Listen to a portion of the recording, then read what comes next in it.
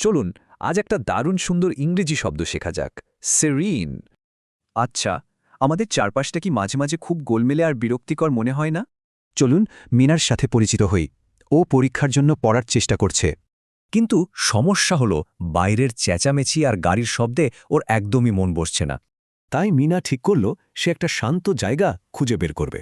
আর পেয়েও গেল, সব হইচই থেকে দূরে সুন্দর একটা শান্ত বাগান।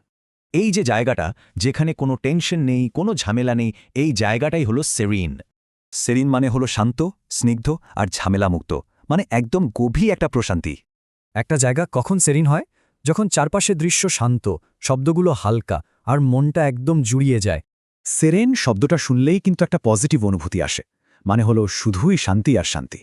কিন্তু সেরিন কি শুধু জায়গার ক্ষেত্রেই বলা যায়? না, মানুষ বা কোনো পরিবেশও সেরিন হতে পারে। এই যেমন এখানে একজনের শান্ত স্বভাবের কারণে একটা কঠিন আলোচনাও কিন্তু সহজ হয়ে গেল। ঠিক তেমনি একজন সিরিন নেতা কঠিন পরিস্থিতিতেও সবাইকে ভরসা যোগান। এই বাক্যটার মানে হল অফিসের শান্ত পরিবেশ কর্মীদের কাজে মন দিতে সাহায্য করেছে। দেখুন, এখানে প্রচণ্ড চাপের মুখেও একজন মানুষ কিভাবে শান্ত আর স্থির থাকছেন। তাহলে বুঝতেই পারছেন মনটাকে সিরিন বা শান্ত রাখাটা কতটা জরুরি, তাই না? আচ্ছা, এই সিরিন শব্দটা সহজে মনে রাখার একটা উপায় বললে কেমন হয়? প্রথমে নিজের পছন্দের একটা শান্ত জায়গার কথা ভাবুন, এরপর এই ফুলটার কথা, আর মনে মনে বলুন সেরিন। এবার ভাবার পালা, কার কাছে কোন জায়গাটা সবচেয়ে সিরিন মনে হয়।